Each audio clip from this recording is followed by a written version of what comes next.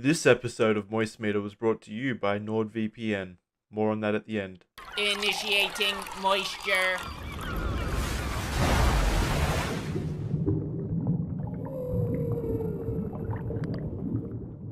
Welcome to the Quantum Moist Meter. Today we're going to quantumly analyze the quantum moisture found within the new Ant-Man movie.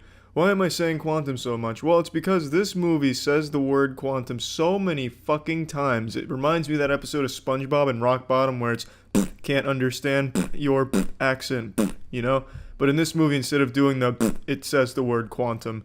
It is everywhere in this movie, and it will make you forget that quantum is a real word by the end of it. This is absolutely the weakest MCU movie in my opinion, but that being said, it's not a bad movie. There's a lot about this movie that's just very stinky, but overall it's an alright movie. So let's just go ahead and start with the story, because that's the worst part. The story is just so fucking lazy and haphazardly tossed together. It's almost insulting in its blatant laziness. It's almost like they're spitting on your intelligence. I'm not going to try and spoil anything too major. If I do spoil something, it's going to be very minor, so don't jerk yourself off too feverishly in the comments about how I spoiled that Scott Lang's hair is a little longer in this movie than in the last one. The story is Scott Lang's under house arrest for events of previous movies, but he needs to hop back in the saddle because Hank and Hope need him. So he's got to rock and roll, go big, go small, blast balls because he's got another huge mission. And that mission is they're going to get the mom back. I hope that's not a spoiler because that's revealed within the first couple of minutes of the movie. That's the whole purpose. So they want to get her out of the quantum realm. How do they explain how she survived 30 years in the quantum realm with no food and no water and really no way of being able to survive? Well, their explanation was very thought-provoking, scientific, and thorough. The explanation was, well, things move differently down there. Thank you. Now it all makes sense. That about covers it. And that's pretty much the whole tone of the rest of the movie's story. They just throw this shit at you and expect you to just take it at face value and not think much on it. And I guess that's not such a bad thing. It's a superhero movie. But this one is so much worse in terms of its story because this whole movie's plot could have been avoided within the first 30 minutes of the movie. In 30 minutes, the movie could have been done, could put everyone happy. The main villain of this movie is a character named Ghost. She can phase through shit. And she wants the technology that Hank and Hope are using to get their mom back because she needs it. And had Hank, Hope, and Scott communicated with Ghost what they wanted to do, how they were going to do it, Ghost would have been on their side. And they could have all worked together and been this super team and got everything solved. And everyone would have been fine, all parties happy. There was no reason that Ghost should have even been a villain had they just talked to her or had she talked to them and communicated. The hero's goals and the villain's goals were exactly the fucking same except for one small detail in the villain's goals that really you could have talked her out of or convinced her to just hold off on a little bit. It'd be as if you were working on a take-home quiz in school with your friend and you both got the same answer, but your friend didn't show all the work you showed. It'd be like you then going out of your way to slap your friend and never talk to him again because of that, and you just mortal enemies. It's so fucking dumb. It could have been avoided. It should have. It's just such a shit plot. And aside from that, there's so many other holes in this plot. It's embarrassing. It really is. But you would think with them not putting too much of a focus on the plot, they'd make up for it with cool scenes and action and a lot of cool shit happening on screen, but they don't. There's almost no action in this movie until the very end, and even that's pretty underwhelming. You get a couple scenes of action sprinkled here and there, little tinkles of bits of action here. But the action you do get here isn't very interesting. Every fight just kind of boils down to punch, shrink, kick, shrink, punch, punch, ouch, I'm hurt. That's the end of the fight. It's very not impressive. It's like a fucking N64 game with limited animation, so they did the best they could with what they had. It's basically fucking Rock'em Sock'em Robots with the occasional shrinking. They just never really use the shit that makes them superheroes in the first place. They use it occasionally, but not very much and not in interesting ways at all. This movie is carried heavily by great comedy writing and great character dialogue. And that's good that it's so good in that department because that's the majority of this movie. This movie is mainly just characters tossing pseudoscience-y terms at one another as if every character is just reading some type of sci-fi Tumblr blog post with science terms to sound smart at a bar to impress women. Tip your fedora at the end, sirs, for m'ladies. But when it's not desperately trying to make sense of a plot and it's just tossing good jokes at you and good character dialogue, it's an alright movie. It's fine. But it's just not a good superhero movie because it doesn't have anything that makes it a superhero movie. It has okay visuals when they go to the quantum realm. That's kind of cool, but that lasts all of 5 minutes, and that's it. It's just not a good MCU movie. It's an alright movie because it's carried so heavily by good comedy writing, but past that, there's just nothing of value here except good acting. But it's a Marvel movie, you're going to get good acting. Let's go ahead and plug this shit into the moist meter. I'm giving Ant-Man and the Wasp a 55%. It's an average movie. It's okay. There were some jokes that I had a little giggle at and smiled at. And then there was times where I was sinking into my seat because what I was looking at was just embarrassing, or what I was hearing was just nonsensically embarrassing to listen to. It seems like this movie was such an afterthought in the MCU. Like they'd already written all of the movies and they'd already written Infinity War, but then one brave intern accidentally spoke a little too loudly in a hushed whisper, "Yeah, but what about Ant-Man?" And everyone threw their hands up in the air. Fuck! We have Ant-Man, don't we? We gotta do something with him. Alright, let's just go ahead and fucking ham-fist him into the Infinity War plot, so we kind of explain that, and we'll just dedicate a movie to him with like a $50 budget, I guess. We have good writers here, right? Let's write some good shit, and then we'll give you a little bit for action, but let's not use too much of that. Let's pull a plot out of our ass. Let's do it, boys. We gotta make it happen, quick. This seems like this movie had no real purpose to exist. This movie seems very trivial. There's almost nothing that happens in this movie that feels like it has any impact on the MCU, except for the post-credit scene. The post-credit scene was very well done, and I really liked the post-credit scene, but overall this movie just seems pointless and useless, trivial. It seems like just it's so unrelated to everything and just not anything important. And it really feels like no one really cared about it. It's a shame because the first Ant-Man was really good, and this one's it's pretty stinky in a lot of ways, but like I said, it's okay. It's alright. Hey folks, Moistmeter security tactician Jackson here with exciting news for all Moistmeter fans. If you know anything about the internet, it's that it's an extremely dangerous place. Luckily for you, NordVPN has taken the call to action and pledged to keep you safe. With NordVPN, you can encrypt your online activity and protect your private data from those pesky hackers and goddamn filthy advertisers. You can rest easy knowing NordVPN is reputable. After all, they were selected as the best VPN in Best VPN Awards for 2018 by one of the most trusted experts, VPN Mentor. It's also risk-free. If you don't like it, there's a 30-day money-back guarantee, but we here at the Moistmeter Security Bureau are pretty confident you'll like feeling as secure as NordVPN allows you to feel. With their military-grade encryption, iOS and Android implementation, and 4,000 plus servers in 62 countries, it's a no-brainer.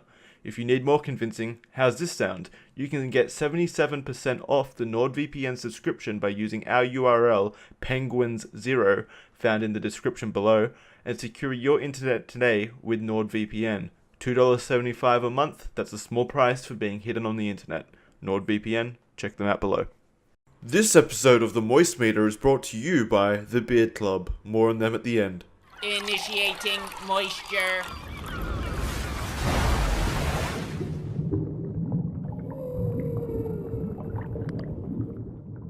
The new Venom movie is PG-13. Let me make that clear because it seems everyone in the fucking world expected this movie to be R and were under the impression that this was the same R-rated movie Tom Hardy signed up for initially. It is not.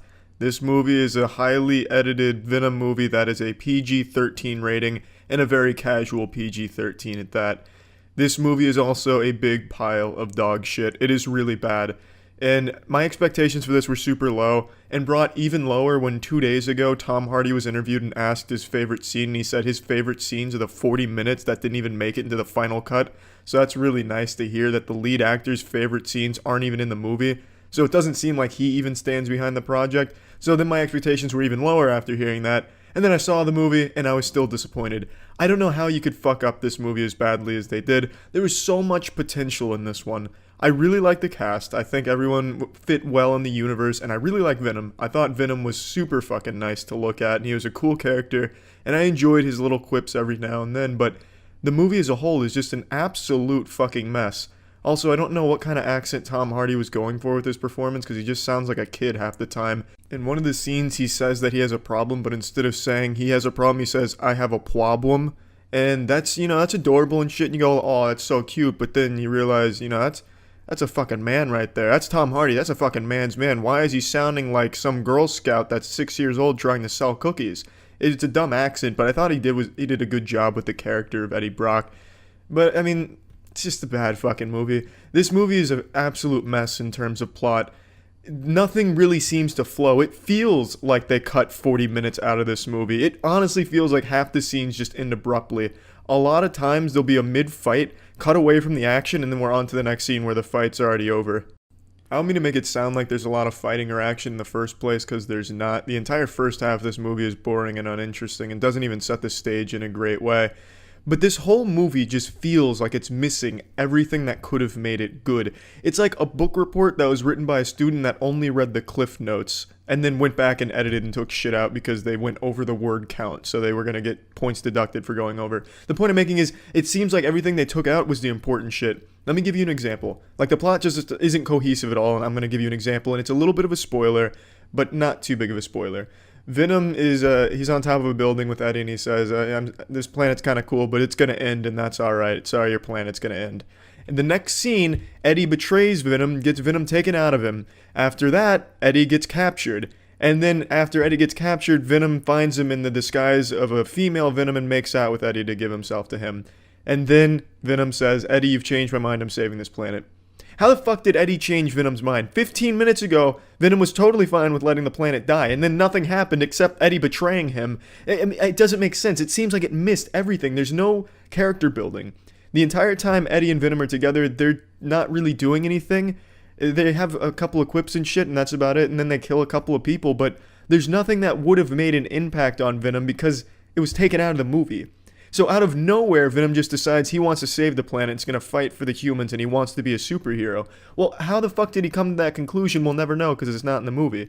I can understand how Tom Hardy's favorite shit is not in this movie because there's fucking nothing in this movie. It's just left with these soulless, uninteresting plot points and some kind of cool action occasionally.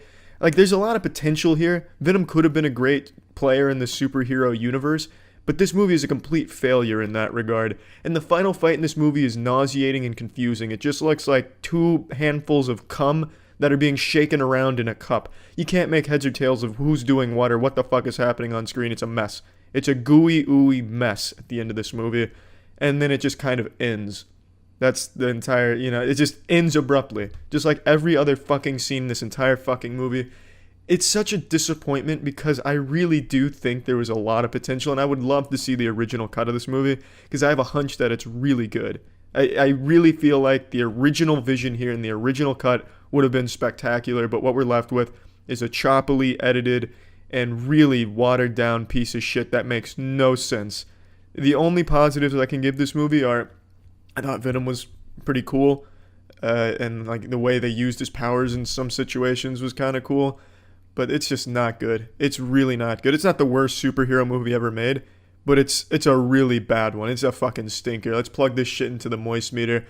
I'm giving Venom a 25%. It's such a fucking shame because there's so much potential there. And I just can't help but wonder what the fuck they're going to do with all the original footage that they still have, that Tom Hardy holds near and dear to his boner, and that fans really want to see. I'm very curious what they're going to do with that. But for now, this is just not a good movie. Not at all.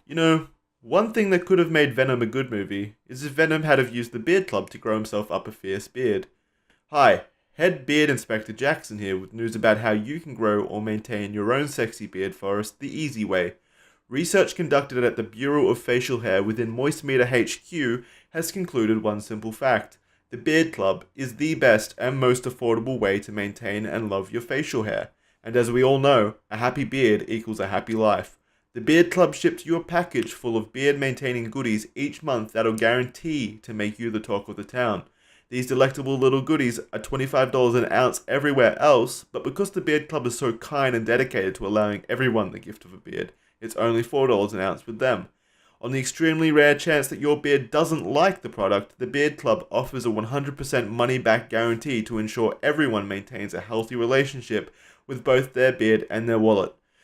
You know, I shouldn't tell you this, but the Beard Club slipped me a note in the dim parking garage of Moistmeter HQ and told me to tell you to check out their website and socials.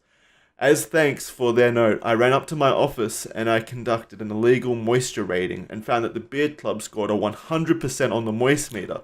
I discovered the truth, and now if I'm ever assassinated, you know why. Initiating moisture.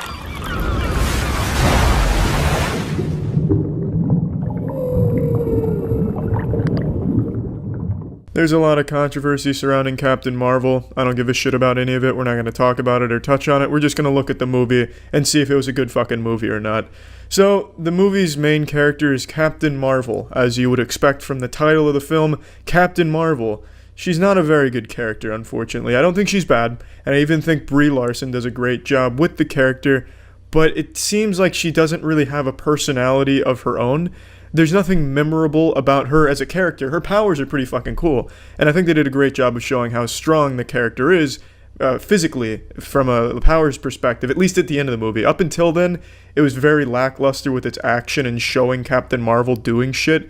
And the action in this movie is my biggest complaint. It was some of the worst action in any Marvel movie I've seen, rivaling even Ant-Man and the Wasp in terms of its lazy, uninteresting action. I'd rather watch two fucking action figures colliding than half the shit on the screen, because at least it wouldn't be as nauseating watching action figures collide. In this movie, I was goddamn sick during some of the fight scenes. The shaky cam was unbearable. It seemed like every fucking camera operator was undergoing a seizure while filming every action scene. It was bad.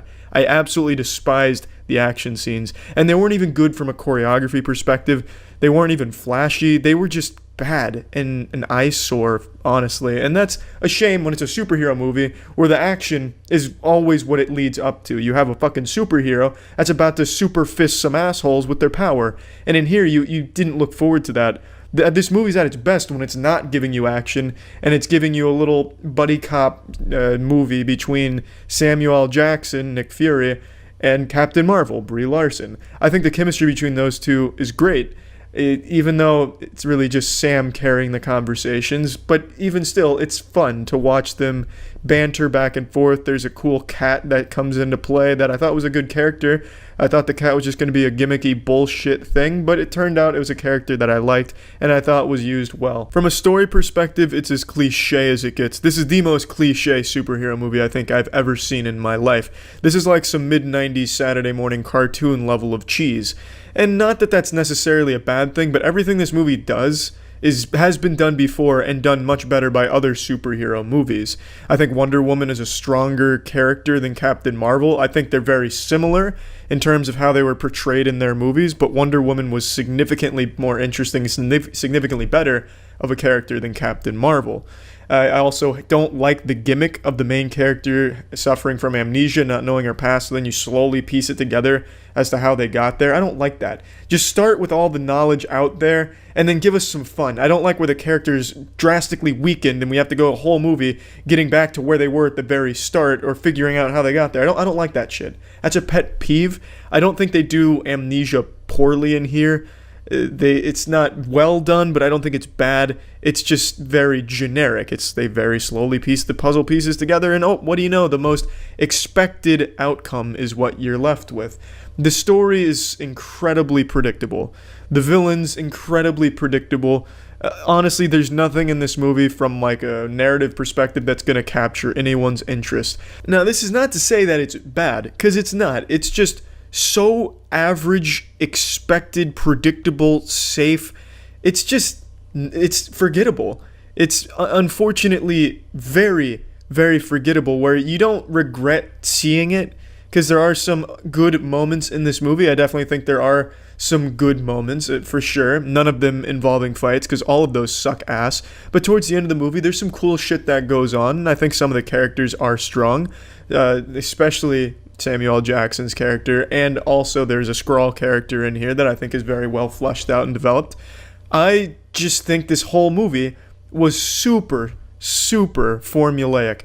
I know Marvel has a formula that we've all come to expect, but they always put a nice little spin on it, whether it's the visuals, whether it's the humor, whether it's a twist in the story, something. This has none of that. There is none of that here. This is just as if a fucking Google AI experiment was tasked to make the most by the numbers superhero movie it could, this would be the result. And that's unfortunate to say because I think Captain Marvel is a really cool character conceptually, and I do like the character. I just don't think the character really shines in this movie at all. Maybe in Avengers Endgame she will, but here it's just in a super forgettable movie that I don't think anyone's going to remember going into Endgame. They'll have to go back, rewatch this, and figure out who the fuck Captain Marvel is and how she got there. I mean, that's about all I have to say about that. I mean, even the sound. I was expecting like perhaps a good score even. I'd settle for like a better soundtrack than other Marvel movies, but you didn't get that. Everything here is predictably Marvel, but below Marvel standards, honestly. It doesn't quite reach the good Marvel movies. It's like right smack dab in the middle Marvel movies. This is like early Marvel movies. This would be like in the fucking early phases of the Marvel Cinematic Universe. This would be smack dab in there. And that's unfortunate considering this was supposed to be a heavy hitter and setting up this crazy powerful character. So it's a bit of a letdown that the movie to showcase all that was so forgettable. Let's plug this shit into the moist meter. I'm giving Captain Marvel a 65%. Again, to reiterate, it's not a bad movie. It is extremely predictable with some good moments, but the action is never one of those good moments. I can't stress that enough. I really despised when anything was fucking happening on screen that could be even misconstrued as action. It was so poorly done. I don't know what kind of fucking filming techniques they learned in school, but that school needs to just be abolished. Get it out of here. That school is a goddamn crime against eyes if they're teaching their students to film movie action scenes like this one here. It's bad. I really didn't like the action. That's it. See ya. Initiating moisture.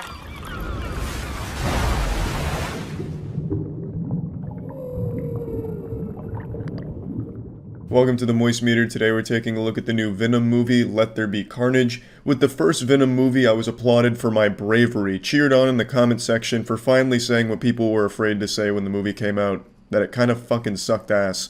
I didn't like the first Venom movie that much. I didn't think it was great. Felt like I was missing so many things, and the final product was just like a choppy mess where it didn't really have a satisfying story and a way of getting there. My biggest complaint was like Venom and his relationship with Eddie Brock. It just feels like it just came out of nowhere. In one scene, they hate each other, Venom's mad, and then the next scene he's like, you know what, I want to fucking save humanity. It's like, well, how did we get there? But setting aside my criticisms of the first movie, I think the second movie is better. I think it's a goofy, fun movie. It doesn't take itself too seriously at all. But it's also pretty redundant when compared to the first movie because it kind of does the same thing. At the end of the first Venom movie, it's like, we're going to save the world, we're going to eat bad guys, we're going to be a hero that's not afraid to rip some fucking heads off.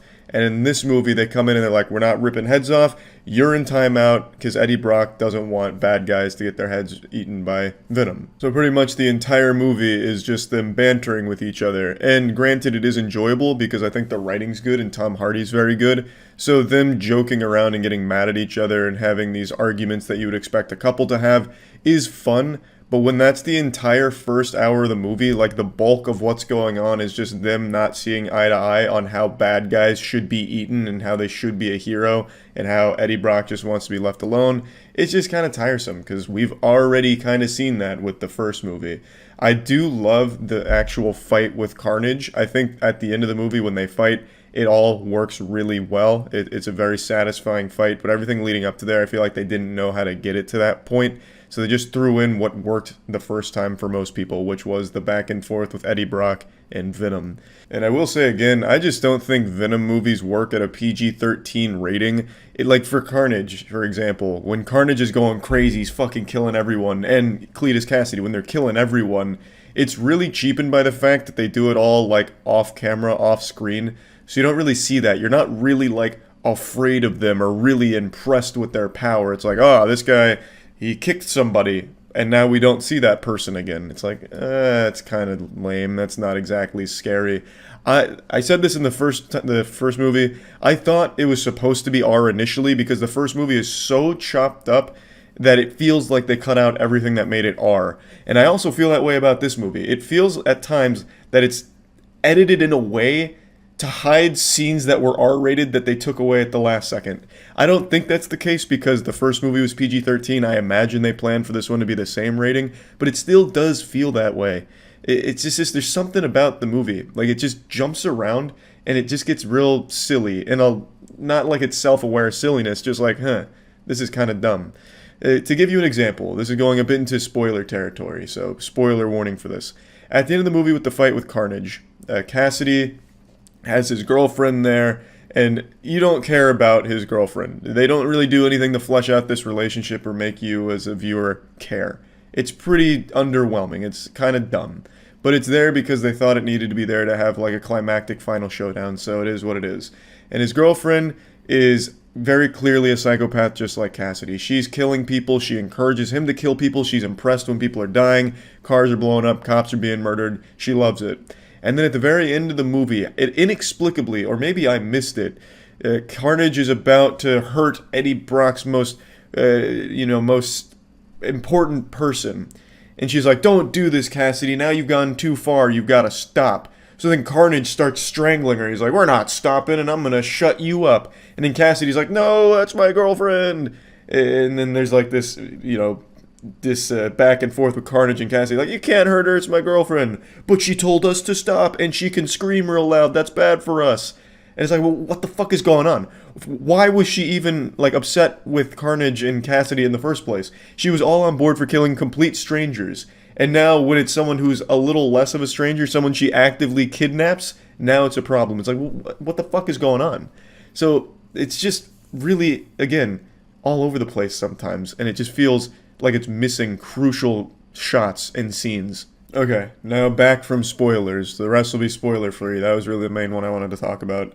Like I said, I didn't have like a bad time watching the movie. I enjoyed it because I thought the goddamn, I got fucking eyelash in my eye. But yeah, like I said, I did have fun watching it because the writing was strong with its banter. Since that was the main bulk of the movie, was just them bantering, and they at least did a good job with that. They even sent fucking Venom to a rave, so it's very clear that they're indulging in the silliness of the movie.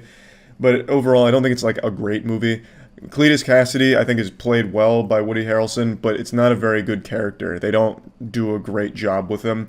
They just established he had a girlfriend that this girl that he really liked when he was young, and now he wants to get back together with her, and he's a serial killer.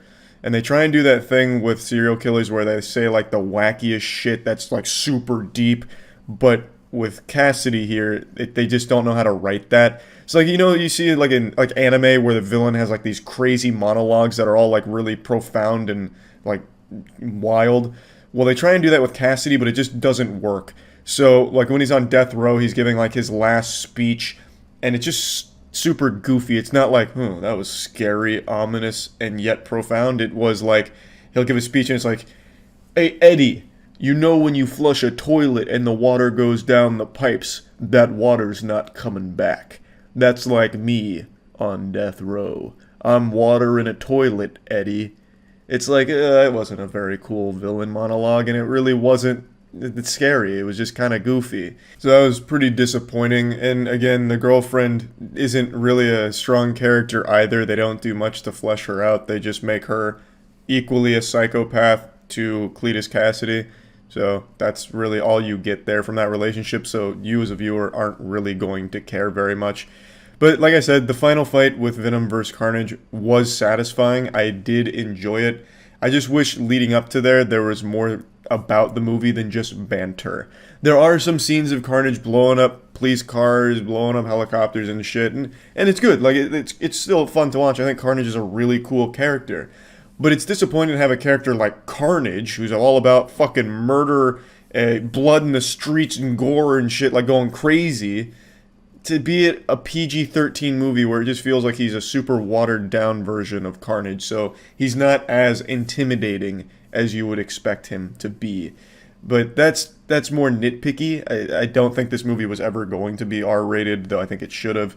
It's not bad. I want to make that clear. I definitely think this is better than the first movie, so I did enjoy it. I didn't have a bad time. Let's plug it into the Moist meter. I'm giving Venom Let There Be Carnage a 60%. Hopefully, if they continue the Venom franchise, they can finally stop making the majority of the movie just Eddie Brock and Venom bantering. It is enjoyable, but I think doing it 3 times in a row as like the main bulk of the movie is going to be a bit much.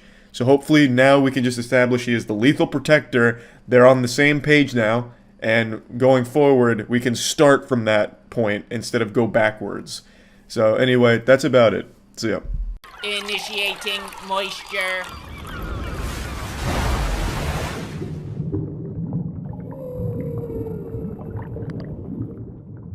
Welcome to the Moist Meter. Today we're taking a look at the newest Marvel movie, Eternals. This one had a lot of bad press around it, people saying this is the worst one ever made before it came out. It had a lower Rotten Tomato scores than usual. Fucking DEFCON alerts were sounding, people going into full meltdown mode, shitting on it before it came out, or defending it before it came out without any of them ever seeing it. So it was pandemonium on Twitter. I went into this expecting it to not be great because I don't know anything about the Eternals or any of that shit. I thought the trailer was okay, just some more generic Marvel stuff. Now, after having sat through the movie, I can tell you that I was 100% right. It was just some more generic Marvel stuff. I don't think it was bad. I don't think it was great either. It's a movie where I watched it, and I'll probably never think about it again.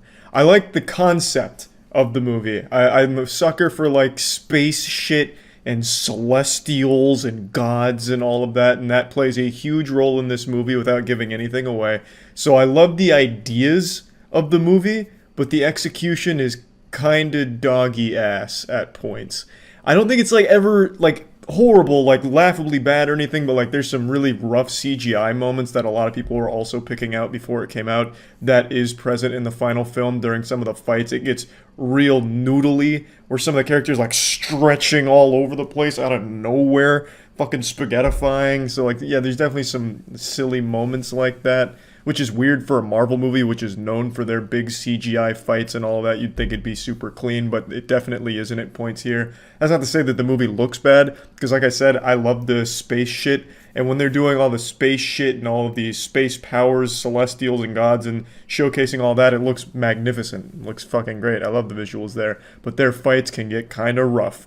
And there's one bad guy in particular who's a real goofy villain, probably one of the worst villains in the MCU. Doesn't even have a name, but he's like the main person that they keep clashing against, and he's completely nameless, and he's not very cool either. He's not as bad as Black Widow's villain, whose superpower was he's stinky, so when you smell him, you can't hurt him. Spoiler alert, but he's not as bad as that guy, but he's still pretty silly. Anyway, I'm already getting like way off course. Like I said, I like the ideas of the movie. The main Eternals, they're living on Earth for 7,000 years now after their mission, and you know they're viewed as gods. They're not really hiding anything, so throughout history, the gods are basically structured around the actual Eternals, and that's a cool thing to explore, so you get to see them going through history, doing some shit and influencing some things. But just overall, it wasn't super engaging. I wouldn't say it's boring by any means, because I think the characters had good chemistry, so even when they're just like bantering, which is classic Marvel formula, it's still enjoyable to listen to them. I think they all work together well, but it just wasn't like I wasn't like really invested. And I think that's mainly because like the things they're fighting are just mutant dogs. The deviants are just like these dog creatures that they just use golden glowing energy against. So they just slash at the dog legs, and then that's about it for like action and all that. And when there's not action, it's them discussing the deviants and like humans. Do we like them? We like them. But are they worth liking? I don't know. It's like you can only hear that conversation so many times. But on a more positive note, I really like what the Eternals sets up.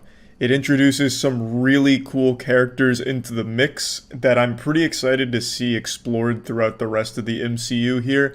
I like where it's going. I just feel like this movie wasn't a super fun ride to get there. I really don't have much else to say about this movie. Like, it's not even that I'm trying to avoid spoilers. It's just a very underwhelming MCU entry.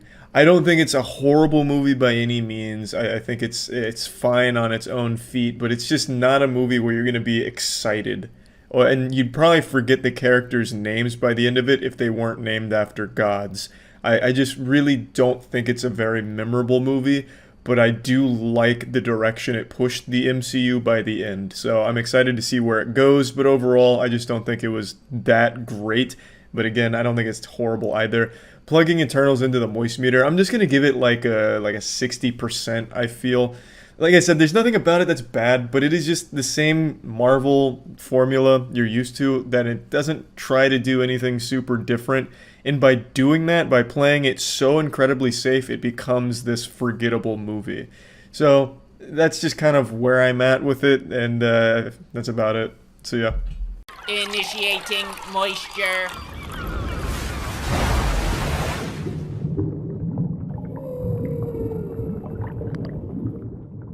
Morbius is absolutely miserable. I can completely confirm that everything you've heard about it is absolutely true, and it's even worse than you're probably thinking it is.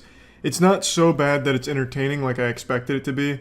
It is mind-numbingly boring. It was agonizing. I was in a constant struggle to stay awake for the movie.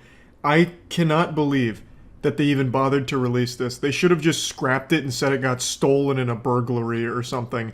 It should not have gone to theaters. When watching Morbius, I felt like I time traveled back to 2004 when almost every superhero movie was trash, like Elektra and all that. That's what this movie felt like. I feel like at some point along the way there was an idea for Morbius, and then they overdosed on Xanax and then produced this. It is, in all aspects, lackluster. Top to bottom. There is almost nothing redeeming about this movie.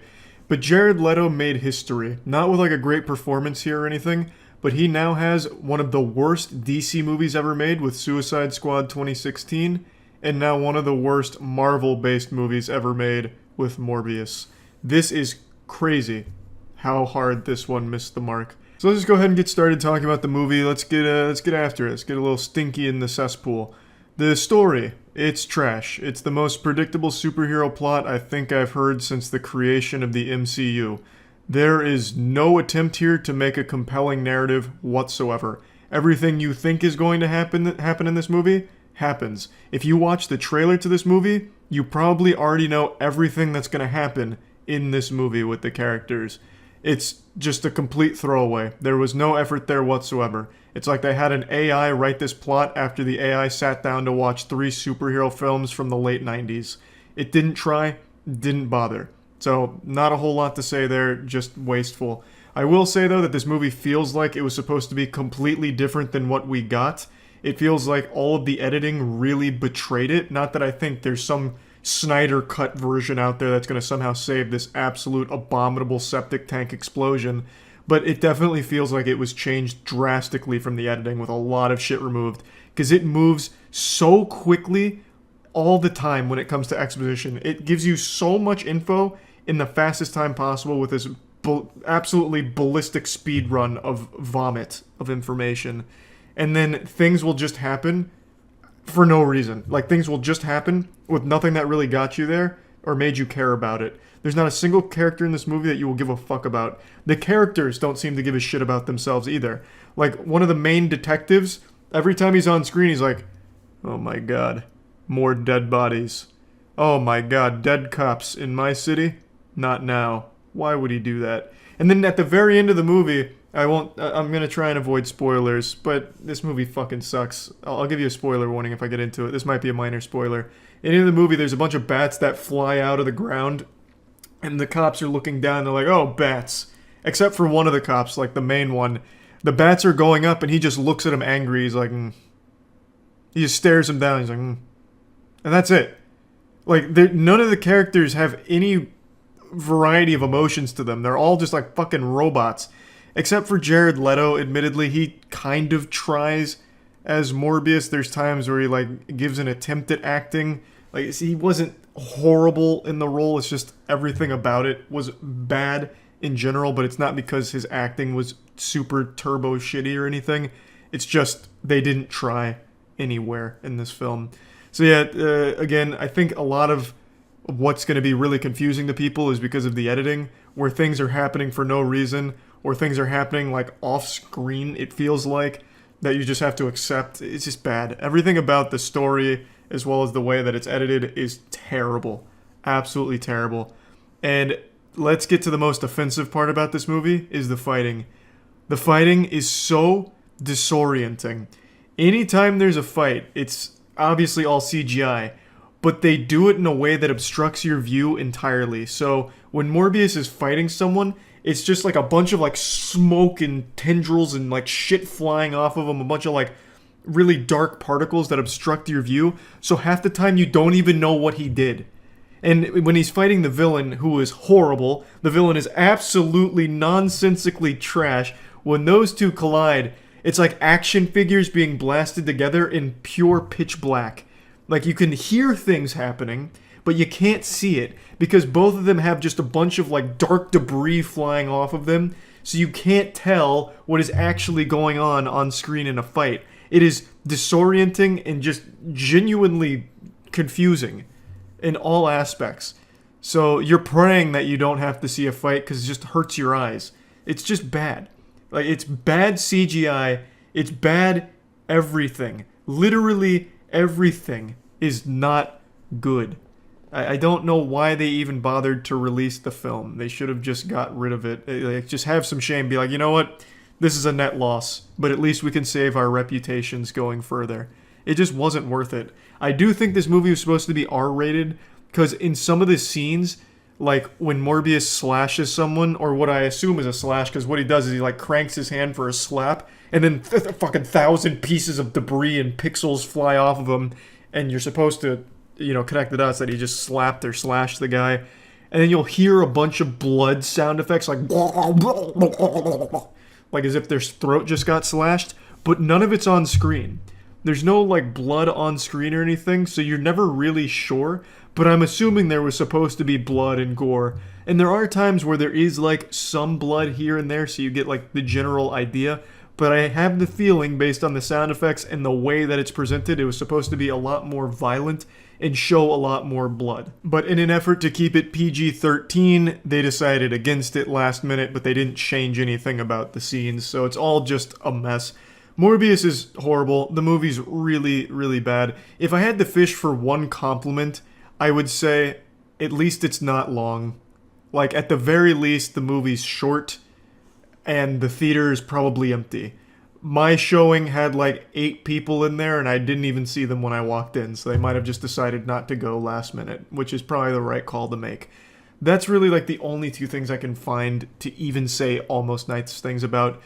And then there is one cop, like the cop's partner, who has a lot of speaking roles, and I didn't mind him. It looks like he put a lot of effort into his acting. I'm not sure what the actor's name is, or even what the character's name was in the movie. But there was a scene where he like brought holy water to the investigation, and he was charismatic. I liked him. But yeah, that's about it. Plugging Morbius into the moist meter, I'm giving it a 15%. Even that feels a little high, because it's not entertainingly bad, it's really boring bad. Now I feel like I have to justify why I gave it a 15% and not lower, and I think it's because I like some of the ideas. I think Morbius could have been a cool movie conceptually, but this one was just executed so poorly. There's a couple of things in the film, and again, I'm not trying to get too deep into spoilers, that I think could have worked really well if it wasn't this movie that tried them. So I do like a couple of things that it wanted to do, it just didn't do them well. But anyway, that's about it. See ya. You know how everyone's been saying that Marvel's kind of fallen off? The quality of its shows and even its movies has just been dwindling to a point where it's not really exciting to see them anymore, and they're kind of stinky. Whoo-wee! Wait until you see the Marvels. Put that in your pipe and smoke it. I mean this with no exaggeration. The Marvels is the MCU's messiest movie to date, and it's not even close. I actually can't even believe the movie released in its current state. It almost feels like this is internal sabotage from someone on the inside trying to sink the MCU and make it go even lower, because it's like nobody even bothered to watch what they were putting out there. I really thought Ant-Man Quantumania would probably be the worst modern Marvel movie we'd ever get. How wrong I was. It's like they took every single criticism that's ever been thrown against the MCU and said, "Oh, you thought that was bad, watch this," and then did all of it 10 times worse. It feels as though they shot 4 different films and then took some elements from each one, haphazardly threw them all together into this witch's cauldron here, bubbling over into this fucking potion that induces a headache in all of the spectators. This movie is fundamentally like 4 action sequences that are loosely strung together with the worst narrative the MCU's ever had, because it doesn't even try to develop the characters or their relationships. I'm gonna go ahead and get my only compliment about this movie out of the way right now. I've never seen the Miss Marvel show, so this movie was my introduction to Miss Marvel, and she is great. Both the actress playing Miss Marvel and even the character, I think, has so much potential in the universe. She is the only good thing about this movie. She fucking kills it. Miss Marvel is the only thing this movie does well, but it's not nearly enough to save it or even make this worth watching. It doesn't redeem the 150 minutes that get flushed down the shitter. So let's go ahead and dive in. The biggest mistake this movie makes is with its villain. The most forgettable villain in MCU history, the most underdeveloped villain in MCU history. I don't know how we're in 2023 with like fucking 15 years worth of MCU movies, and a big criticism was underdeveloped villains in some of the movies, and somehow, this deep into the game, phase fucking 5 here, they deliver the worst villain they've ever had. I can't even remember her name. I have to keep looking it up and then I still forget it. That's how forgettable she is. I think her name is Danber. I looked it up again. Darbin. Her name is Darbin. Fundamentally, she is like Ronin if Ronin was written in 5 minutes. Like, all she does is she creates some portals that suck things up occasionally. And that's it. Spoilers, I'll tell you her motivation, and it's only explained in a couple of lines of dialogue. Instead of showing you, they just tell you. It really does feel like a lot of this was AI generated at the last possible second. I'm just gonna fucking say it. Basically, Captain Marvel made a decision that had a huge effect on the Kree and caused a lot of problems for them. Darbin, being one of the Kree, will do anything to try and save them. She hates Captain Marvel and thus wants to take things from her in order to help save the Kree, basically. And since this is only explained in a few lines of dialogue that feel almost like throwaway lines, there's no actual emotional investment here. Since they don't bother to flesh out Darbin at all, she becomes kind of like this villain caricature, this cartoonishly evil presence that's evil for the sake of being nasty. And even when Darbin and Captain Marvel are on screen together, there's still no emotional weight to anything that happens because they're speedrunning through shit and barely even attempting to make something cohesive. But she's not really a big threat, because they make it clear early on that the only reason she's not defeated easily by Captain Marvel is because the big gimmick of the movie keeps happening where they switch places when they use their powers. So Miss Marvel even says, like, I know you could absolutely just fucking clobber her if we would stop switching places, and I'm sorry about that. And she's right, because the main villain isn't very strong. And in fact, every time they meet her, they pretty much do defeat her until she just miraculously pulls out like a big force blast that opens up that portal at the last possible second. But even aside from just the super weak villain, this movie is tonally all over the place. The vast majority of the film doesn't take itself seriously. It's mainly like a Thor Love and Thunder fucking flat comedy where almost none of the jokes are landing. The worst offender is actually Nick Fury. Nick Fury has a prominent role here, but he's just literally a clown. I don't think he has a single line of dialogue in this movie that isn't a joke or leading into a punchline. Even when the stakes are super high, like, oh, we might, lose the world here if Darbin's plan goes correctly. And even when he's about to fucking die, he's making jokes the entire time. What happened to this character? It's not even consistent with the Nick Fury that we know, or the one that was in Secret Invasion, which I didn't finish because I didn't really like it that much. But this is not the same character. They replaced him with a goofball. Like I don't understand what even happened here.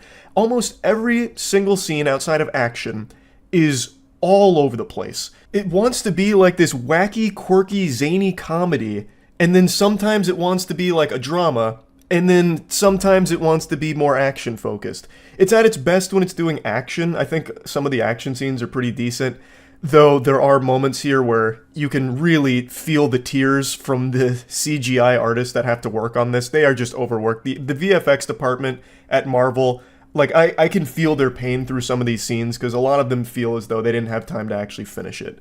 I don't hold it against them. It's just the Marvel pipeline where they're constantly just fucking pumping shit out as quickly as possible without a care in the world. But there are some action sequences that look alarmingly rough in the CGI department. But for the most part, the action is pretty okay. Like, it's pretty fun, especially like the final fight is interesting, I guess. But it doesn't really matter that much because there's not a real movie around it. You're basically just watching like a montage of some decent action moments, and then that's it. So anyway, back to what I was saying. In between these action sequences, when it's trying to do a bunch of different things, it fails on all fronts. Let me give you an example. So there's a planet they visit, and it's a planet that means a lot to Captain Marvel. And the inhabitants of that world only communicate through song. If you just speak, they can't understand you. It basically has to be a musical. And I think it is the most insufferable sequence or series of scenes the MCU's ever had. It just doesn't make any sense. Like, if this was a Rick and Morty sketch, fine. Like, this feels like it fit right at home in some kind of Saturday morning cartoon special as like a joke. But this comes in the middle of the film where things are getting desperate, where the villain's succeeding, and like, this is a planet Captain Marvel really cares about, and it's about to get fucked in the ass. And it's like, okay, why are we having like a musical here about this and not taking anything seriously? And even when they fail to protect it, 10 seconds later, Captain Marvel's joking. Like, this is a place she called home 5 minutes ago. She fucking fails to protect it from Darbin, and she immediately just starts joking about it. And then the next scene, pretty much, they go into this whole cat subplot. This whole side quest with cats, and Nick Fury, and cats. Like, it's all over the place. You can't take it seriously if the movie itself doesn't take it seriously and isn't actually held together by anything at all. There's no real substance here. The only time this movie even comes close to making an emotional beat work is between Captain Marvel and Monica Rambeau.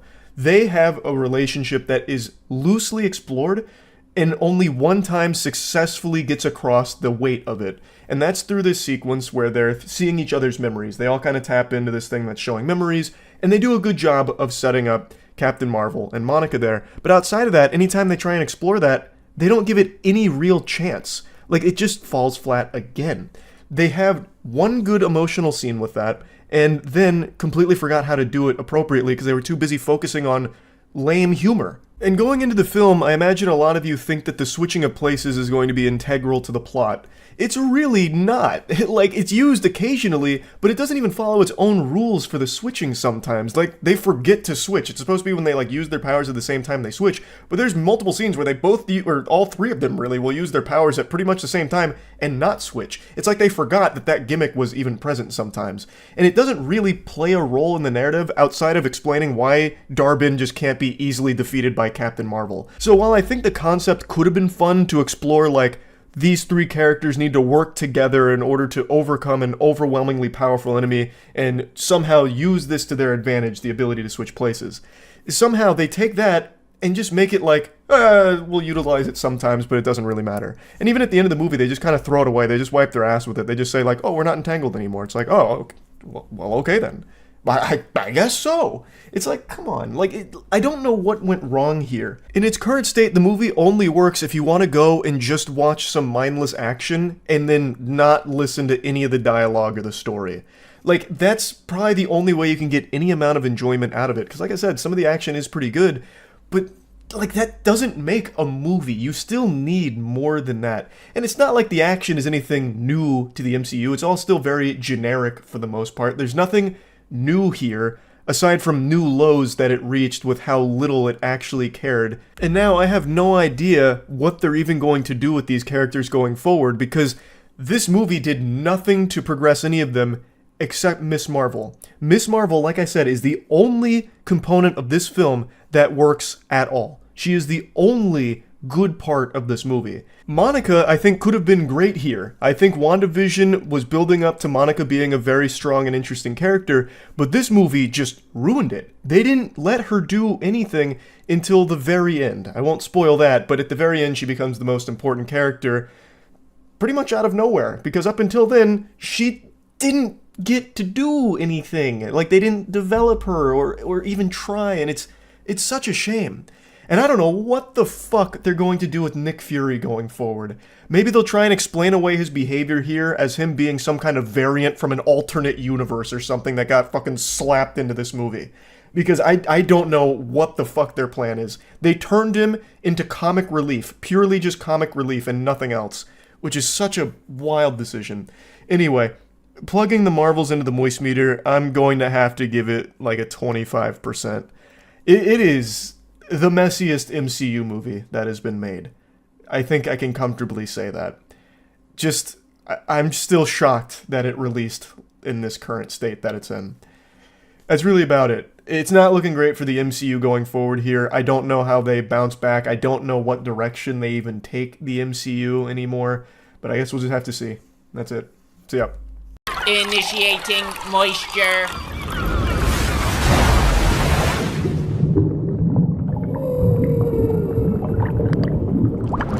Welcome to the Moist Meter. Today we're taking a look at Black Panther Wakanda Forever. Let's just go ahead and get right into it. So, this movie obviously had a very tough development with the tragic passing of Chadwick Boseman. I believe they had completely finished the script for Wakanda Forever, and then his passing occurred, so they had to rewrite everything, obviously. And I think they handled it very respectfully, and it's very smart how they did it in universe. The characters in the film are mourning the loss of King T'Challa and trying to figure out what they're going to do going forward to protect Wakanda now that the Black Panther's no longer around to keep them safe. And I just think overall that was the right way of handling the situation in the universe there. So it worked very well for the film, but overall, I just didn't like this movie as much as the first one, and that's not only because of, the loss of Chadwick Boseman. Of course, no one's ever going to be able to play that role as well as he did, so that you can't hold that against the film. Outside of that, there's just a lot in this movie that doesn't work super well, even though there are, objectively better components to it. Like, the CGI is significantly improved. They did a much better job with the CGI in this film compared to the first one.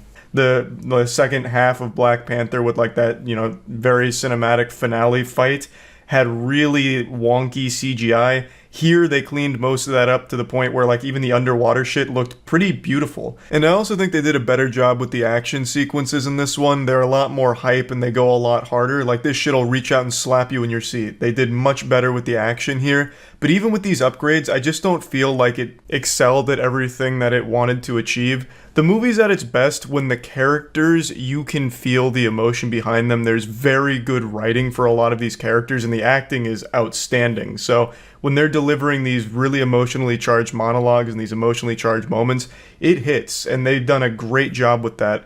But they also weave in, very generic Marvel formula stuff. I just feel like overall there's a lot of things they put in here that just didn't land super well when it comes to the Marvel experience, because it's just things that we've already seen so many times before. I feel like what must have happened is when they were rewriting the script, they maybe started to scramble a bit and just decided to play it very safe and just fall back on the tried and true Marvel formula. And by golly, I swear with my hand on a stack of Bibles, as God is my witness, I'll hit you with the truth. I am so tired of that Marvel formula. I roll my eyes more at the Marvel formula than I did at Pythagorean theorem back in algebra class when I was in school. I am just exhausted from it. It just feels so worn out to me at this point. It used to be comfort food, just spoonfuls of ice cream in the form of Marvel movies and TV shows. But at this point, now it's just this gluttonous monster just constantly shoving the ice cream down your throat. And by the time you reach the bottom of the tub, you just feel like you get nothing out of it. At least that's how I feel. Luckily, the whole film doesn't just follow the standard story beats of Marvel films. It has incredible moments, and it's more of a slow burn of a movie where it's a lot of conversations, it's a lot of dialogue, but the dialogue is written so well that it's really the best parts. There's great action, of course, which is always fun to watch, but like I said in the beginning, the emotional moments are the parts that I found to be the most interesting and really the highlights of the film. But they really start in the second half of the film to just go down that more standard route. It transitions into a very standard, very safe, by the numbers, generic superhero film. A very standard villain who wants to, destroy the world. They're the most powerful thing ever. The world's gotta go because they're not happy. They had a rough experience once as a kid. Now the fucking world's destroyed. Now it's gotta go. And it's up to our core team here to stop it. And it's very quippy, full of jokes. It's just so, done a million times before. The first film had an amazing villain with Killmonger, so it's hard not to remember that when the villain in this film is so weak. Namor isn't like a weak character in and of itself, but I just don't think they did a great job with the character. And I also felt like they really fell flat on showcasing the strength of the civilization he comes from. In the movie, Namor leads a civilization that's supposed to be as technologically advanced and as powerful as Wakanda. And they never really get that across. Like, the characters in that civilization, they ride around on animals like whales and shit, which is cool, but, you know, they're not like cyber whales shooting laser beams with turrets on it or anything. They don't have any, like, aircrafts or anything. They're underwater, and they don't have any high tech. They're throwing spears, like normal spears, not even like cyber spears. They're vibranium spears, which is cool, I guess, but they're not. I never got the impression that they were that threatening. I felt like Wakanda could at any point crush them if they wanted to. They just never felt like a real threat. Like, the most high-tech thing we ever saw from Namor and his civilization is basically a big water balloon. They have these little water grenades where they throw them and they blow up into like this bomb of water, and that's really the most high-tech weaponry they showed. But they kept hammering it home that this civilization is unbeatable. They could wipe out Wakanda. They're so scary and strong. But they just did a terrible job of showing that. And I also just kind of felt like Namor was kind of lame. Like, that's a little harsh. I mean, he's not like, you know, Weenie Hut Jr., like the turbo nerd, not cool to watch or anything. But he doesn't have like a really interesting backstory, nor is he himself like an interesting villain either. They try and make him like sympathetic, but it doesn't land super well, and watching him fight and shit is pretty underwhelming, even though he's supposed to be extremely strong. And they do get that across, like he is strong, but at no point did I ever think, damn, this guy's strong, he'll fuck you in the face, this is a real tough opponent here. And maybe I'm just not a huge fan of the character design. I thought the little wings on the ankles were kind of goofy, like the little Hermes shoes. Namor has these tiny little chicken wings on his feet that allow him to fly when he's in the surface area, and he can fly fast as shit, but I just don't think it looks very cool. Like, it just looks a little silly. Like, it just looks like these tiny little wings that you'd see on a small flightless bird. Like, I think the character could have been cool. They could have done something great with the character, and I think the actor did a great job with the character, but it just didn't really land. I just felt like it was more of a miss than anything. Now, maybe they'll build the character up in the future, perhaps. I guess we'll have to wait and see, but as it is in this film, I just felt really underwhelmed by the villain.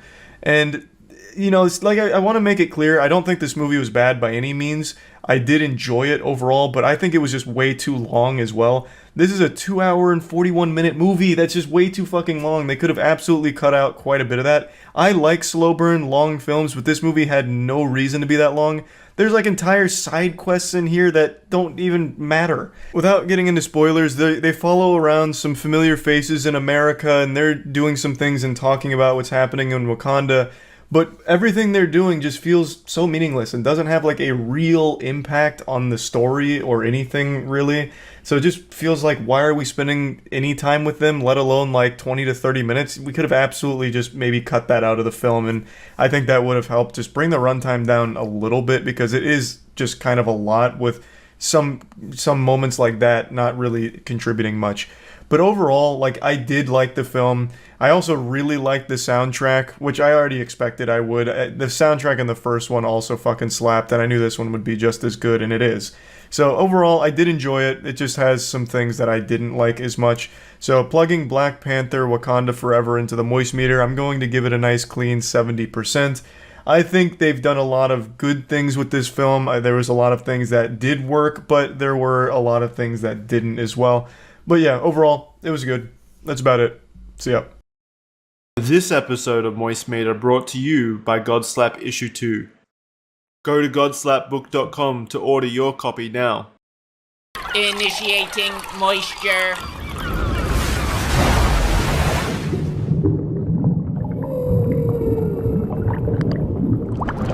Welcome to the Moist Meter. Today we're taking a look at Ant-Man and the Wasp: Quantumania. You can probably hear the jubilation in my voice. I'm very excited to talk about this. In fact, it might even be spoilers on how I feel about the film entirely. Bored. This is one of the few Marvel movies that actually has pretty suboptimal reception. I think it has like a 48% on Rotten Tomatoes. Not that I put any real stock into Rotten Tomatoes scores, considering they continue to give Big Mouth 100% every season. It's an absolute mockery of reviews, to be honest. But it's just one of those rare instances where even Marvel fans are like, yeah, this is kind of underwhelming and mid, which it is. I guess I can't say the movie's bad, per se. Ant-Man and the Wasp is bad. That is still perhaps the weakest MCU film in my opinion. This isn't as bad as Ant-Man and the Wasp. It is better than that, but it's not good either. It exists in that unbearable purgatory where it's neither bad nor good, and it's just on that line of being boring. Like, I walked out of the theater and then I played basketball and completely forgot I'd ever even watched the movie in the first place. I had to be reminded that I saw it. Like, recalling anything meaningful that happens in this film is like trying to remember a mediocre dream.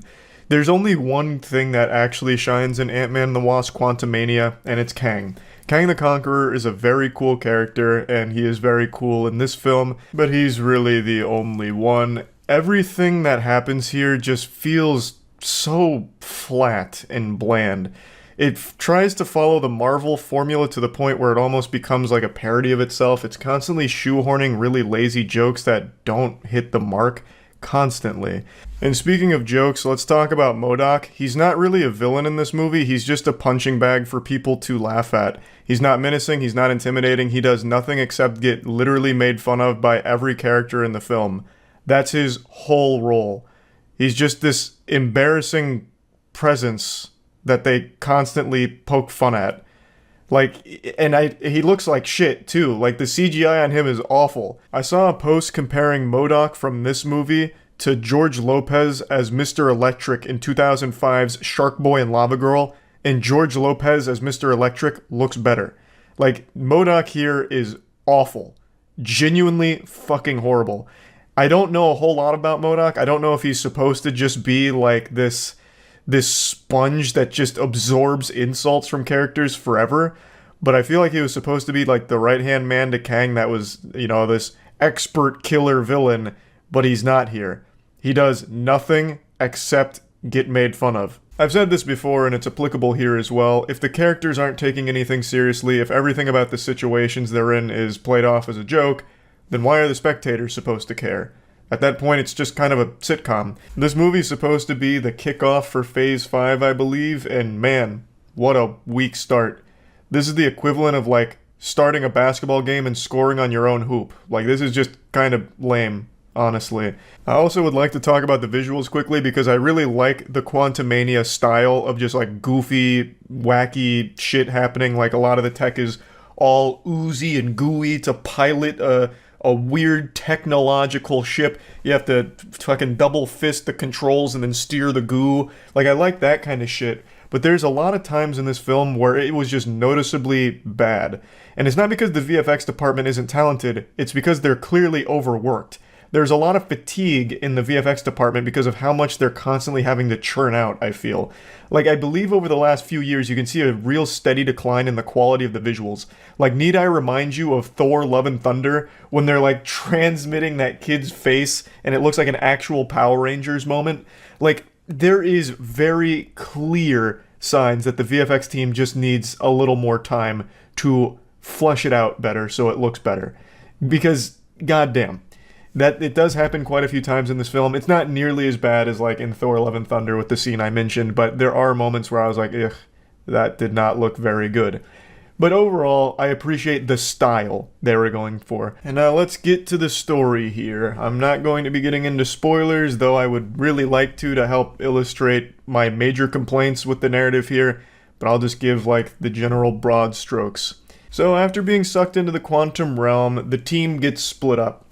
And Scott and his daughter end up meeting some of the quantum locals, and they are fucking worthless. The locals are fighting back against Kang, but they have no real role to play in this film, other than to serve as cannon fodder for Kang to murder to show that he's not a nice guy. They don't do anything to further the plot. There's like a whole breakout moment with like one of the leaders of the resistance, but that leads to nothing. All they do is like rush Kang to die. They were just entirely useless to the plot of the film. And really, the heroes don't have too much of a struggle. Pretty much all of their plans go really, really well. Like, almost perfect up until the very end. But everything's just super easy up until then, really. And then, I can't get into spoilers. There's a lot I want to say, but a lot of it's spoiler related. Overall, I just felt the whole movie was super weak. For a lot of different reasons, both from its visuals, especially from its narrative and the directions that it goes, or the directions it doesn't go, where it should have, where it made a lot of sense to. Like, there's just a lot of choices they've made here that make this a really weak kickoff for Phase 5. There's one other thing I'd like to mention. All of the action scenes in this movie, except for the end, and even a little bit at the end, to be honest, has like this shaky cam effect, which is nauseating. They did a really awful job with a lot of the action sequences. I'm just gonna say it. Like, they keep killing these Kang henchmen, and killing's the wrong word. Basically, they just one-tap them with punches. It's not even like actual choreographed action at all until the very end, but they keep one-tapping all of the Kang henchmen, or one-tapping them with a spear that blows them up. And what happens is, like, as the impact's coming, the camera will, like, fucking jolt around and shake a little bit, and it looks horrible. I don't know how they regressed on action filming. Like, MCU's been doing a decent job over the last few years of, like, actually showing you action when it's happening. This one took it fucking 15 steps back. I thought most of the action in this film was really poorly done. So yeah, anyway, plugging Ant-Man and the Wasp: Quantumania into the Moistmeter, I'm giving it a 50%. It's not a bad movie, but it's not a good one either, which ends up making it even more miserable. I'd prefer if the movie was just, like, enjoyably bad, like stupid, silly bad, as opposed to just being stuck in between decent and bad. It just became forgettable and mediocre. And yeah, that's really about it. Godslap is a comic book series we've been working on for a couple years now. It's a hyper-violent, over-the-top sci-fi story about the beauty and destruction that slaps can cause. Issue 2 is out right now. It'd make a wonderful Christmas gift, so make sure to check it out at godslapbook.com. Right now we also have 3 variant covers that are in stock, but the second those sell out, those variant covers will never be restocked, so definitely make sure to pick up a copy today. Glass is fire. Glass is so bad. Such a pathetic end to what he built up with that. I thought Glass was awful. I can't remember if I moist metered it. I think I did. But that was when I was still way too nice to things. I think I gave that like a 50. You gave it a 60? God, I used to be so nice on the moist meters. Holy shit. You gave the Mummy 2017 a 50, which is crazy. Oh my god, that's so wild. I was so nice on the early moist meters. Check the moist meter website and go over your past reviews. That's not a bad idea. Let me see. Someone put them all there? Wow, someone made a .org for it. Like, that's so cool. I was way too nice on Indiana Jones Dial of Destiny, though, I will say. I think the main reason why I kind of gave it a little more than it deserved, I'd probably give it like a 50 now, but I gave it a 60 because I still had fun watching it with my parents. It's like the first movie we went to the movie theater to see together in a long time. Ant-Man and the Wasp: Quantumania, I'd probably go lower, like a 30, 40-ish. I still put it on the worst movies of the 2023 list, though. But I definitely think that's way below 50. I don't know why I was so nice to it there. That was in 2023. The gloves had already come off. I don't know why I gave it a 50. All these are looking about right. Except for Thor. Whoa, whoa, whoa, whoa, whoa. I drank a stupid potion on 7/7/2022. I gave Thor: Love and Thunder a 65. Who let me hit the crack pipe? That movie is trash. That's one of my least favorite Marvel movies, up there with Ant-Man and the Wasp. No, that can't be correct. I gave this a 65? Someone laced my popcorn with Fint. What happened? What happened? Check the source material. I mean, they seem very thorough on this website here. I guess I did, but man, I don't know what came over me. Yeah, that one is baffling. Actually baffling that I gave it that high. Nowadays, logically, I'd definitely be putting that in the 30, 40-ish. Probably not 40, but like 30, 35-ish. That movie is atrocious. It does like nothing right. I even remember some of the things I was saying in there were scathing. Why did I end up giving it a 65? Was it just because of that shit, the black and white on the planet? And Christian Bale I thought did a good job, but there's no way I'd let him carry me to a 65. Oh, this one's weird. This is in the other direction. I'd give the Batman a little more than 80. I think the main reason I did that is because I really thought the entire car chase sequence was fucking stupid. Like, it wasn't visually bad or anything, but it was really stupid narratively. I must have really let that affect me. That must have made me real mad at the time. Because everything else about that movie is great. Battlefield 2042 on launch was damn near unplayable. I ended up putting it on the worst game list. But I gave it a 65 because I believed that it'd be better by the end of the year. I kind of saw into the future and was very wrong about it. Holy shit, I gave Eternals a 60. What the fuck? 60 is fair, honestly. It is not. It's more like a 45. At the time, it was one of the worst MCU movies, but now we've definitely seen worse, so you're looking at it in hindsight like, I guess Turtles wasn't that bad compared to things like Thor, Love and Thunder, and Ant-Man and the Wasp, Quantumania. But it's still not good. It was also really nice to Venom Let There Be Carnage. I thought that was extraordinarily forgettable, so much so, in fact, that I barely remember anything from it. I gave Old a 60. What is wrong with me? Why did I give Old a 60? What the fuck? Oh, and even more insultingly, I put Black Widow on the third worst movie of the year, but I gave it a 70. What are my scores? What was I doing? What are these scores? These can't be right. There's no way. Because I remember even pointing out how fucking stupid the entire movie was, especially with the villain whose superpowers stink. He's stinky, so she can't hurt him. The scores just had, like, I must have just been pulling numbers out of my ass, or Jackson did me dirty or something. Because Jackson and I used to converse on these for a while, but nowadays he doesn't really see any new movies, so it's just me. Like, maybe that's what was happening here? I can't recall. But, like, there's no way. That movie super sucks.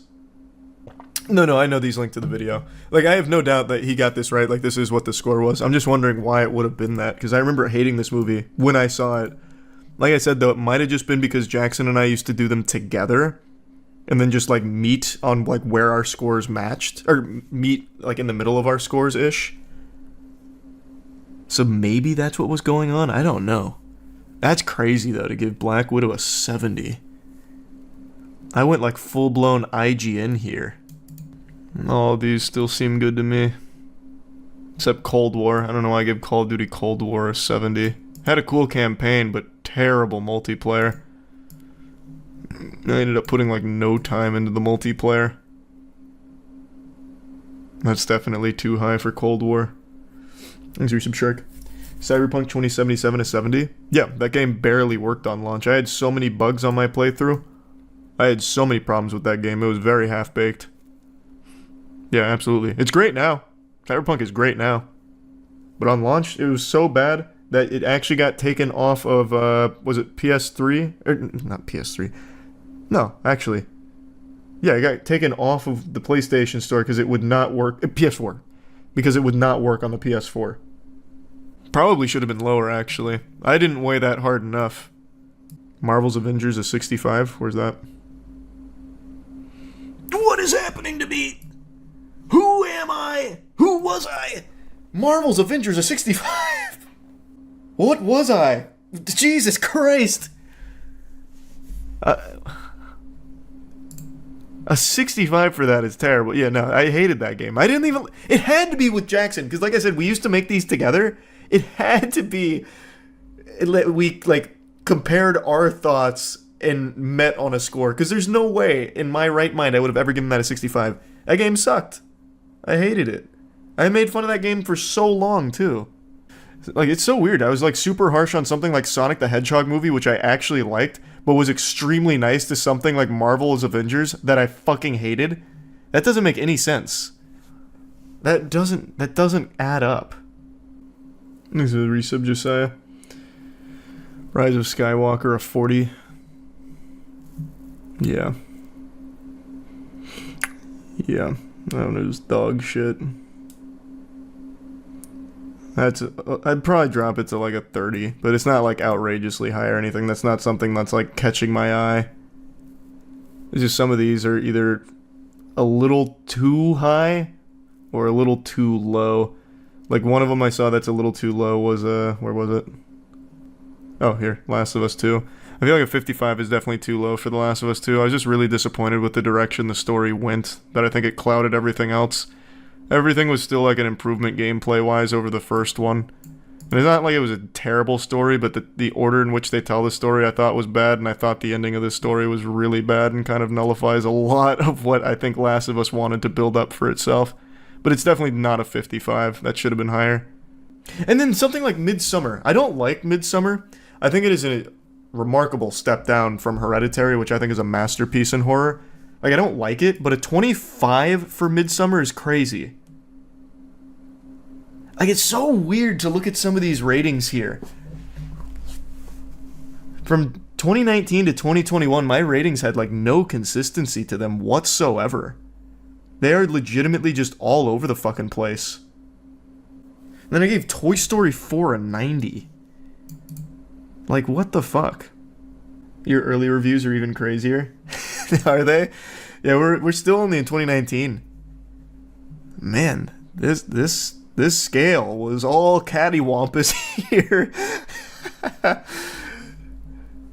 Like, some of them I obviously still agree with, like Once Upon a Time in Hollywood, a 50. I'd probably still give it a 50 today. I think that is one of Quentin Tarantino's weakest works. Like, a lot of these I still 100% agree with, but then there were some where I was just feeling some type of way. I was on that loony juice. Man, they blasted me with that dumb beam. Damn, I was really harsh on Godzilla King of the Monsters. What the fuck? No wonder Godzilla fans were really mad at me for that. I definitely think it's the weakest of all of the new Godzilla movies, but definitely not a 30. I gave Aladdin a 65. Live action Aladdin. Who was this guy? Who was young Charles? And it's weird, because here's a movie I liked. The new Hellboy. Hellboy fans were super upset at it, but I thought it was really fun. Like, it has almost nothing in common with, like, the great Hellboys or anything. But man, that movie was so fucking enjoyable, especially the last 15-20 minutes. And I gave it a 35. What was going on in my noodle?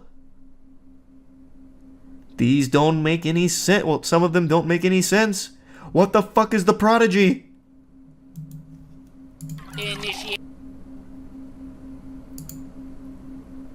What is this movie?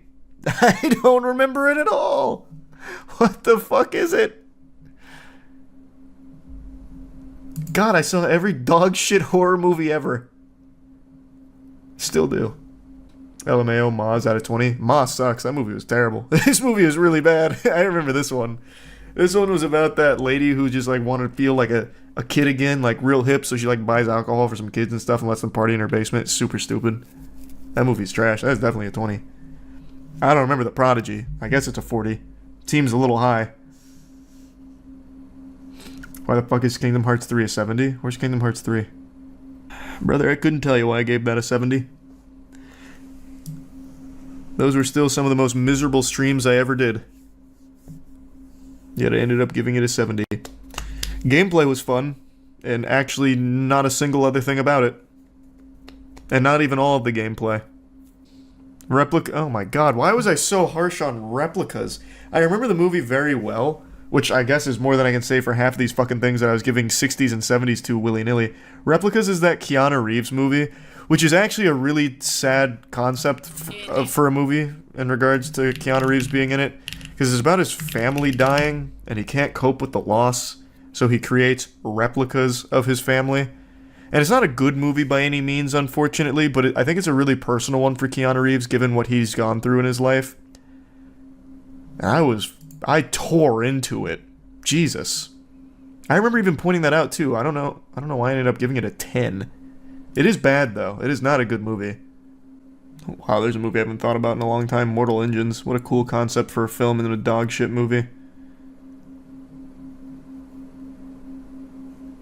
Okay, some of these are starting to make a little... Like, I'm starting to agree with 2018 Charles a little more often than, like, 2019.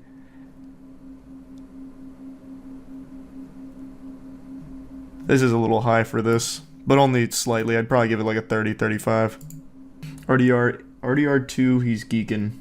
Nope. I'd absolutely still give that an 80 today. 100%. Amazing game, amazing story. I will never, ever, ever, ever replay it. It is a fucking slog. Nakey Jakey made 2 great videos going over some of the shortcomings of Red Dead Redemption 2, echoing my thoughts to the T that I got fucking blasted for when I did my moist meter on it. So this one, 100%, I'd absolutely still give it an 80. I will never touch that game again, but it was an amazing game. Oh my god, I was nice to Black Ops 4, an 85. That was when I was in full-blown Battle Royale mode, though. I was playing every Battle Royale. And Black Ops 4 was a fun Battle Royale, but it had nothing else to it. That was the only part of it I liked, and I let it carry it to an 85. Craziness. Craziness. Yeah, that looks about right. I'd probably still give Venom like a 25, 30, 35 maybe, at most. Movie sucks. I hate that movie. I think it's terrible. I think the second one's maybe about as bad, and I ended up giving that a 60. So that just goes to show you the discrepancy.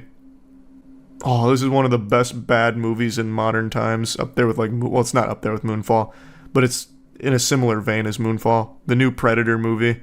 It's not new anymore now, but God, this movie was beautifully awful. That movie was so good.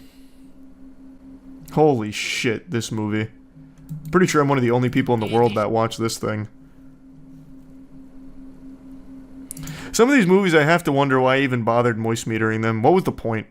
No one was ever going to go see Axel. Looking at the cover though is actually kind of cute. it was kind of an adorable movie. Yeah, Slender Man was terrible. 15% is definitely about right. Horrible movie. I was really nice to the Teen Titans Go movie. I don't remember anything about it now. It also teased the OG Teen Titans coming back, which clearly never happened. Here's the lowest rating in moist meter history, the 2% to Gene Rain. Still makes sense. God. Giving Ant-Man and the Wasp a 55 is so painful. This is still one of my least favorite MCU movies, even to this day. It's so fucking trash. I'd probably end up giving that like a 30% now. Oh my god, I gave Jurassic World Fallen Kingdom a 65. Jeepers creepers. That one had to be Jackson, though. Because he likes dinosaurs so much. Like, I definitely think that's why some of these are so high for movies or games I really didn't like. Not to use him as a scapegoat, but like, I can't think of any other reason why I would have been so generous on some of these. I was really nice to Incredibles 2. I still like the movie. I still really like Incredibles 2. But it's just not a very good movie, though, which I recognize.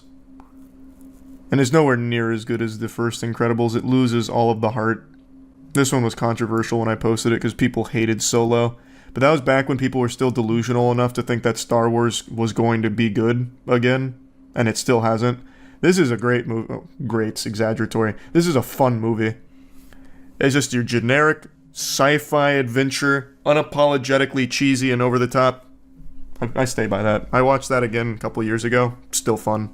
I'll give God of War an 85. That was my game of the year, too. See, that's what I'm saying. Like, these scores sometimes just make no sense. I loved that game. And I still ended up giving it an 85. Like, for some reason, I wanted to play, like, Hardball with that one, but not some other ones. A lot of reused bosses. Yep, and that was my only major complaint. I think that was the only complaint I had for that whole game. Oh yeah, and the title. I hated the title. Still hate the title. I hate games that do this. I will always hate that. Call it something else. There is already a God of War. Don't call the new one the fucking God of War soft reboot. It's stupid. I hate it. Still hate it. Star Wars Battlefront, and Star Wars Battlefront 2, and then Star Wars Battlefront, and then Star Wars Battlefront 2, and then Modern Warfare, and then Modern Warfare, and then Modern Warfare 2, and then Modern Warfare 2, and then Modern Warfare 3, and then Modern Warfare 3, and they're all different games. It's stupid. I hate it. It's fucking stupid. Absolutely hate it.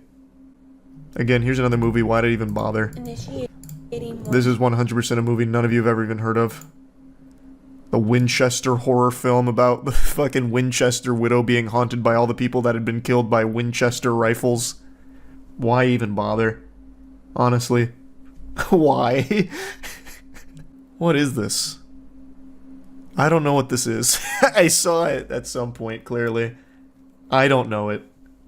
That's the one where he gets orders on a train or something. Cool, I guess. I don't remember anything about it. I guess I kind of liked it, though. I remember the Insidious Last Key. Trash. What is Bright? Now we're getting into movies I just don't remember at all. Oh, fuck. This. Oh, my God. It's been that long?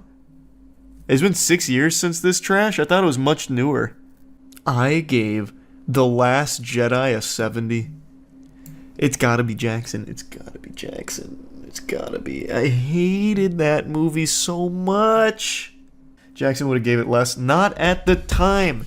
You don't understand. Jackson used to be a Star Wars fucking fanatic, and he brainwashed me on some of that. Nowadays, he's like one of the most jaded people on the planet because all of the things he loves goes to shit, like Star Wars. But back then, he was still a huge enthusiast. I think he saw this movie like 4 times. It had to be that. I hated this even when I saw it. There's no way I would have given it a 70. There's no way. Here's another movie. Why did I even bother moist metering it? I actually remember this one, but not because of the movie itself. There's a scene in here where I think it's the main girl. The main girl's laying on her bed reading a book. I don't remember why, but she was just reading a book and the camera stays on there for a while. And someone throws a fucking snowball out the window and it sounded like a cannon going off, and I actually jumped out of my goddamn seat. That was one of the most effective jump scares I'd ever experienced. Must have hated the movie though. Gave it a 20%. That's the only thing I remember from it. Oh, I remember this being very controversial. I gave Blade Runner 75. I'd probably give it like an 85 now. I rewatched it a couple years ago. It's a really good movie. And I remember really liking it in the theater too. I don't remember all the things I took off for it. I remember the one thing that I was disappointed by, and still kind of disappointed by, is that I felt there was so much more they could have done with that world. Well, obviously, a lot more they could have done with that story they were telling. And then they kind of pulled the punch on it. Like, it just felt like they cut itself short. This is the moist meter that WWE kept taking down. They took this thing down 5 separate times, and every time I used to fight them on it until I gave up. I think it's still up now, though. I think they finally stopped. Yeah. Dog shit movie. It's supposed to be about Bruce Lee. It's really not. They make him like the villain in his own movie. It's terrible. Bro's blaming Jackson like he's Clara on his computer or something. I just don't know what other explanation there could be for some of these. I don't know. I really don't. Because, like, the ones that are really jumping out at me are ones that I know Jackson also played or watched. And like I said, we used to do all the scores together. Call Jackson so he can defend himself. Jackson can't even remember what he had for breakfast on a daily basis. He is not going to remember fucking 5 years ago. It's worthless to even ask. He'll be like, wait, what movie? When did they make a new Star Wars? Like, he doesn't remember anything. Oh, Valerian. Oh, shit. Oh. Whatever. Dog shit movie anyway. Wish Upon. I went really hard on that movie. Still one of the worst horror movies to hit theaters. I can't believe I gave The Mummy 2017 a 50. That one blows my mind. How? I gave Alien Covenant a 60. Who was this guy? I don't want to meet him. I don't know who this man was, but I don't want to meet him. That's baffling. Both of these are incomprehensible. Both of these should be down here with Transformers 5. 100%. 55% for Bohemian Rhapsody is Criminal. Brother, that was like 4 years forward from here. We went through that like 30 minutes ago. Bohemian Rhapsody was just not a very good movie. Like, there's an infamous scene in there that really kind of sums up the experience. I'll pull it up for you. Oh, this is more than just that scene, but here's a whole video breaking down how terrible the editing was on this movie. It is not a very well-made movie. Like, the performances are great. They did a great job with a lot of it, but it is put together horribly. Who should be blamed for that? Well, I don't know. I don't know the editor's name or anything, but it still makes the movie not good. So, like, the movie itself is to blame. Like, what do you mean? I can't just overlook that. It's the entire movie. What is unforgettable? Well, I guess I'll never know. That one's been completely forgotten. This is another one of those movies. Why did I even bother moist metering it? Nobody ever saw it except for me. Oh, it's this movie about the lady that keeps wanting to fuck. Man, I was really nice to the Ghost in the Shell movie. Gave it a 70. I also don't remember giving Mass Effect Andromeda a 55. I thought I gave it something in the 40s. But man, I even started with the gloves on. Like, I came in there with the sock'em boppers. I played so nice. The reason I started the moist meters is because I hated this game so much, and I still ended up giving it a 55. I did a couple reviews before this, though. Like, I moist metered Suicide Squad, Don't Breathe. Your principle back then was you tried to be as objective as you could, so a 50 to you was just mediocre. Yeah, but it's just those weren't mediocre. Like, I was still playing really nice. I still try and do that. Like, to me, a 50 is still like a perfectly average movie. But this was not a perfectly average game. Everything about it was below average, especially because it's in the Mass Effect universe. So you've already seen the potential of it, and it was still lacking in every possible department from pretty much every other game out at the time.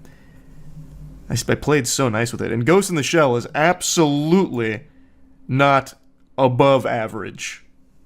So I don't know. I don't know why I played so nice.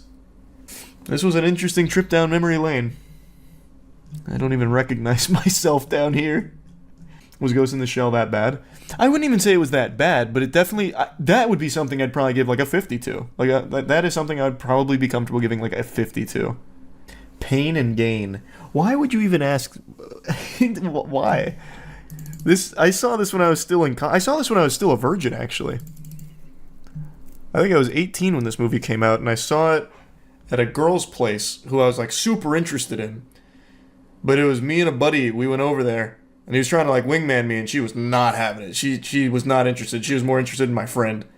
And I just sat there and I just fucking watched Pain and Gain on her TV in her apartment. I hate that movie because of that. That shit sucked. Fuck that movie. And I tried to get out of it because I knew, like, I figured I was kind of just in the way of them at that point. So I was like, I'm hungry. And she's like, no, it's fine. I got some crunchy peanut butter in my pantry. I was like, oh. Yeah, no, that's all right. I'll eat that, I guess. So then I'm fucking trapped. I sat there and ate fucking crunchy peanut butter watching Pain and Gain on her TV. Made me mad. That movie sucks. That movie gets a 10% on the moist meter. And it's only that high because the peanut butter was good.